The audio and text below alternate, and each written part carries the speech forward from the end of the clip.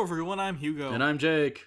And this is my show. Yeah, this is Ask Jake number. This isn't Ask Jake, this is Jake Reads! Oh, sorry. We have different titles, you bitch. Gonna read some of your comments. Jake's gonna comment on those, as will I. It's not aptly named. First comment.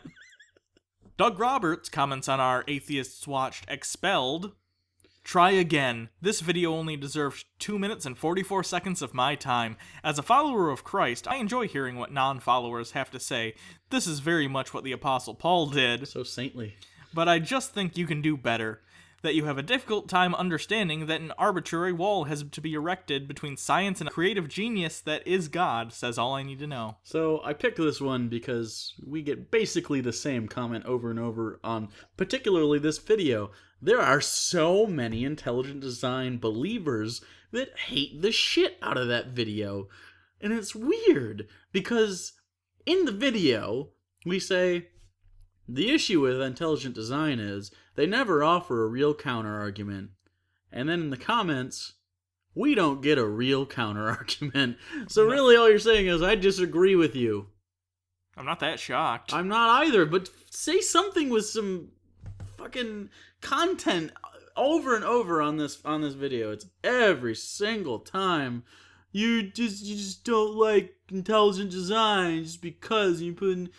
When you say arbitrary walls between science and belief, no, that is not arbitrary. That is by design, so that your religious belief doesn't influence in any way whatever you discover. And it could corroborate with your religious belief later, although I don't think that happens.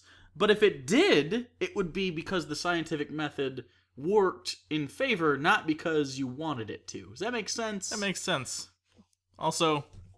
nice job comparing yourself to Paul. Very humble. He's the humble Christian. I'm sure you'd tell us just how humble he was. Jake Long, on our Sexy Looney Tunes poop video, which was a Bible study. You could tell we're of high class. Yeah. He comments, bugs. I'd fuck bugs, and we're talking about Looney Tunes here, by the way. I don't know why, Bugs Bunny. But when I see this, it made me want to ask Hugo on Jake Reads, what's the most fuckable bug? What's the most fuckable bug? Yeah. And no spiders. Interestingly, though I am afraid of butterflies, as we have established. It is the most fuckable. Butterflies are the most fuckable. Because you could, rub their wings or something, and if you do it to a moth, it dies or something. I don't know why the moth thing dies, but... Interestingly, the thing that scares me about butterflies, which is their flutteriness, also what makes them the most fuckable. Indeed. Do you fuck a pile of fluttering butterflies? Oh, see, when you make it a pile, you're creating... on a giant sunflower, and they're just covered in it. And you just, is that how you do it, or is it just one butterfly? See, here's the thing about my fear of butterflies. A single butterfly, creepy, not a big deal. When you get tons of them fluttering, that's what freaks me out. Literally 0 people have died via butterfly in the history of the universe. I did not say it's irrational. Even if actual Butterfree was real and he could poison you and put you to sleep while you were driving, it still wouldn't die from it. It's not a fear based in fact. You would faint at best. It is a phobia. I'm not saying there's any reason I should be afraid. I'm not saying, you fools, why aren't you afraid of butterflies? Fools! I'm just saying... They're coming! I'm just saying it's an irrational fear. They have their long proboscises, or probosci. I don't know. Monarchs? Are you going monarch butterfly? Sure, monarch, whatever. As long as we don't have to talk about it anymore. Oh wow. I think dung beetle's number 2, by the way. Because of the poop? Yeah, kind of the poop. I can see it. Matilda Vidmark comments, OMG, I just saw a commercial for the Creation Museum on this video. That's fucking hilarious. I didn't tell you what episode of this is from because it doesn't matter. We get pretty much the same comment on all our videos. So here's the thing about YouTube and ads that you may not know, so here's an inside view on it. Every video that goes up on YouTube, it has tags, and I know you probably do realize that part. We select the tags. Usually they're things like God, Jesus, Bible, Reloaded, Hugo, Jake, Atheist, Atheists, Christianity, Comedy, Humor, Reading, Bible Study.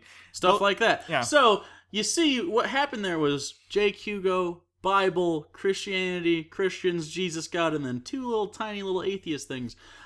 Sometimes we'll have non-religious based ads. Sometimes we'll have like a shoe commercial or a video game. It doesn't matter. We have no control over the ad. What happens is YouTube puts you in different brackets. Because of our viewer retention, the fact that you guys comment a lot and the fact that we upload regularly and have good traffic means we're kind of in a higher bracket than some other channels, and so we have a little bit more diversity. So that's why you'll see like a video game ad on our channel sometimes. What happens is advertisers bid on brackets and kind of not necessarily specific videos probably, but it's based on number. It's like the brackets are kind of based on viewership and also topic. Right. So they'll bid, and the highest bidder gets better ad space due to their analytics. Right. And so Christian stuff gets put on our channel because of our tags and the content, and they think it's not like someone's looking at our video specifically and being like, wouldn't it be funny if this atheist show had a Christian? No, it's because of the way the analytics work and the way the ads work on YouTube. So they probably went to YouTube, and I've never bought an ad there before, so I don't know how specifically how it goes, but they probably bought an ad package from Google that was essentially, I want this many ad impressions on videos with these tags, and Christianity, Christians, Bible were probably amongst those tags, so that's why it ends up on our videos. I get it is kind of funny the first time, but understand the only reason we comment on it is because literally we get probably 7 comments a day, because bear in mind, we see every single comment posted to our channel, and it's like constant. We're getting comments all the time. And we read that, and we just hear it every day, so it's not as funny to us. It might be very funny to you. That's why we don't think it's funny, because we hear it every day. Right. But also, I thought it was interesting to bring it up, because I'm sure you guys have no idea how that works. Yeah. And also, interestingly, this is kind of the low season for ads. Hugo and I were just talking about this earlier today. I found that interesting, because I had no idea. But it makes so much sense, because during like the holidays and summer, it goes up as far as what people bid for. So when the holidays or summer blockbusters come out, you may see different types of ads come up than when we're in the low season. Because more people are bidding on them. Because there's more diversity. Yeah. So, plus, not to mention, I think the more people that make YouTube videos, the lower prices for ads go, because that's supply and demand.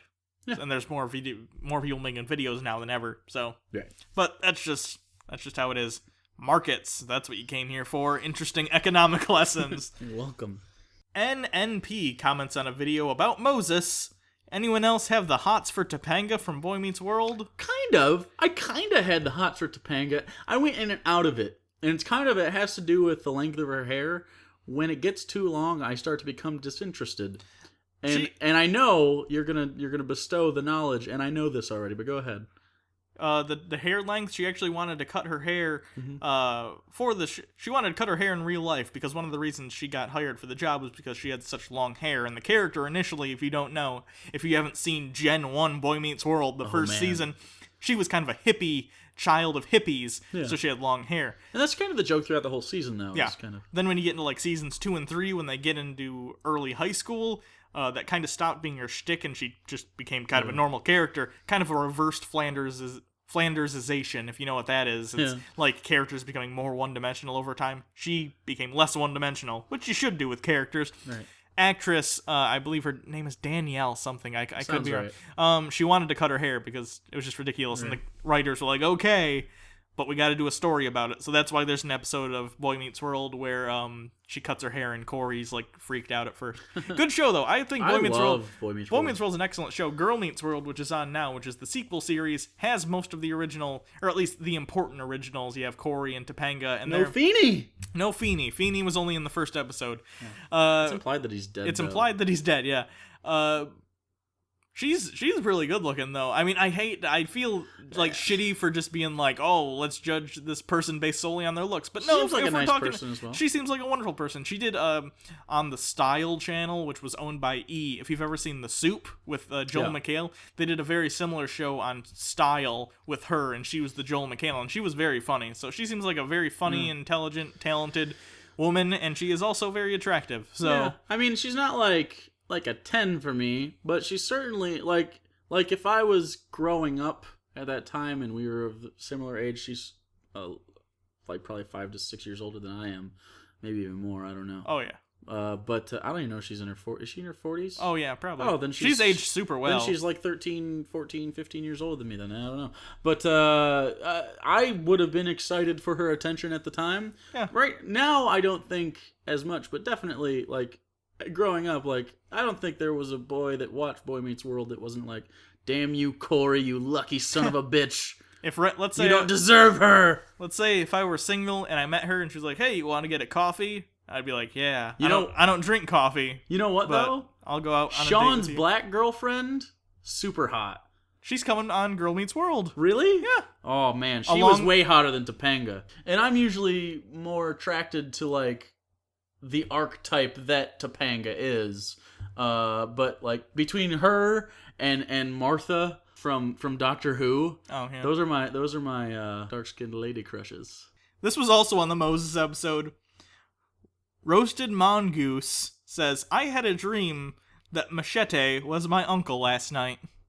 That's the best fucking dream. Because implying he's not like your friend. You're not hanging out with him. He's not even your dad. No, he's not your dad. He's just your uncle, which implies that sometimes he'll come over and you're like, "Hey, Uncle Machete," and he like gives you a beer and gives you a noogie. And he's like, "Ah." Maybe it's because Machete was the uncle in Spy Kids.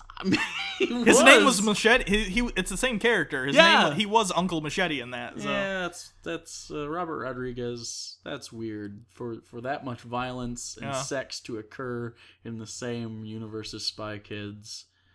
Which means probably those kids met their fate at the hands of Machete at one point. Probably. Because he's like, it's for the best. "I'm Danny Trejo. I'm not dealing with this anymore. Olay," or whatever Danny Alexa Trejo Vega says. was also in one of the Machete movies. Was she? Yeah.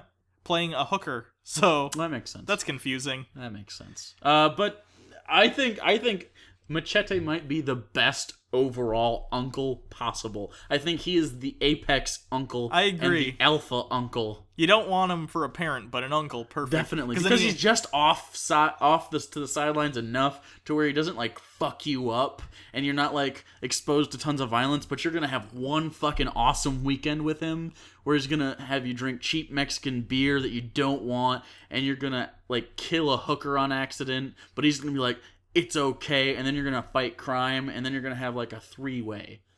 But not with him. Machete's the kind of uncle that when you're in elementary school, you tell all the other kids about and no one believes you. Yeah. Like, my uncle does this. knows President Charlie Sheen. Yeah. Charlie Sheen's the president in that movie. This is a comment from Ask Hugo number 14. "I'm invading your territory, bitch. Now we have beef." Sierra Liz Muffins says, "Did you know that people from Michigan are more likely to see themselves as grammatically correct? And they're more likely to be grammar Nazis? Way to live up to your stereotype, jerk faces." So Liz is actually, I know her outside of this. And she is an English, and she's an English major, and she knows a lot about linguistics because of that. So I believe what she's saying. But did you know that we're also more likely to be actual Nazis? Hugo and I are both Nazis, and there's actually a video that Hugo has done in which he dresses up as Tiny Hitler. Yeah, maybe I'll post that someday. I still have it. That would be amazing. It's of such poor quality. But yeah, so Hugo, the best part about that whole video that Hugo did when he was in high school, was that junior year, senior year? Oh, that was probably senior year. Something like that.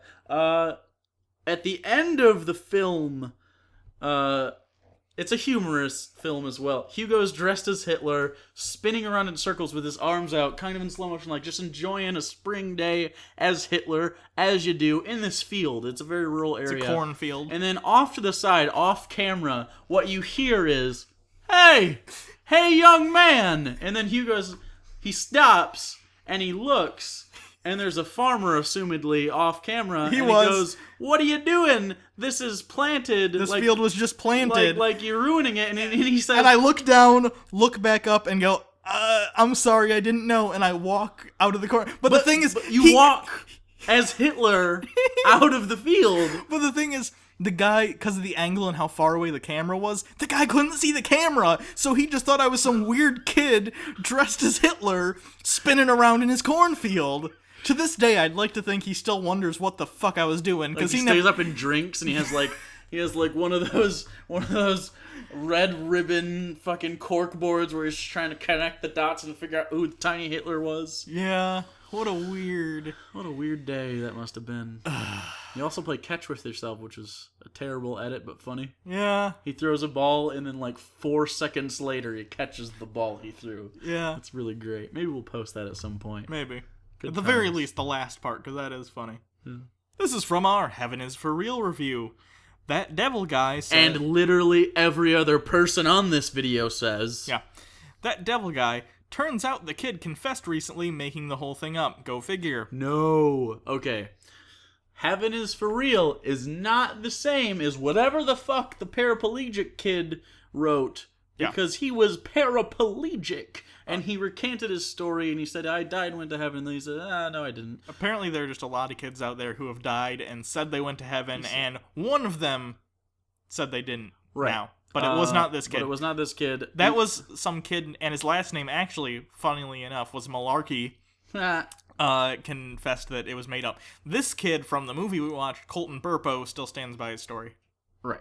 So we get this comment all the time. This is not the case anymore. This is, I don't know how else to, there's nothing else I can say beyond that.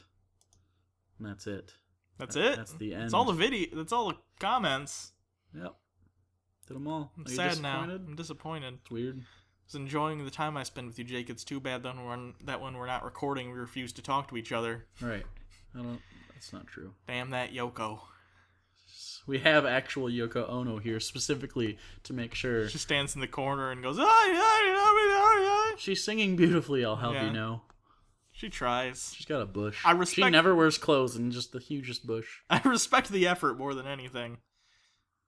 She had him killed. So before we sign off, I do have something to ask of our viewers, and you are the people that get shit done. My girlfriend's mom works at an extended care facility, and what they do there is anyone with medical issues, be it they're just really old, or they got hurt in an accident, or they have some disease, they require long-term care.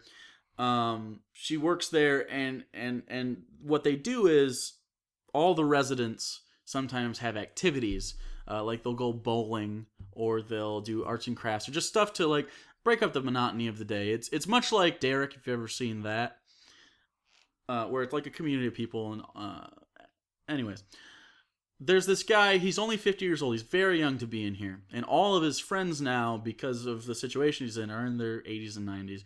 But the problem is he got kind of disabled so early on in his life that he didn't really have a proper pension or retirement fund. And so while his insurance is covering all his medical bills and stuff, it's really put his whole livelihood basically at zero. And he doesn't have the money allowed to go do these things because insurance doesn't cover the activities that the residents do. Now, they only cost $5 to $10 a piece, and $250 will cover one person. It's an issue. And so my girlfriend, because of this, she's kind of a bleeding heart. She just went on Twitter the other day and was like, hey, if I start a charity on GoFundMe, will you guys help out? All we need is $250. If you guys could chip in, that's great.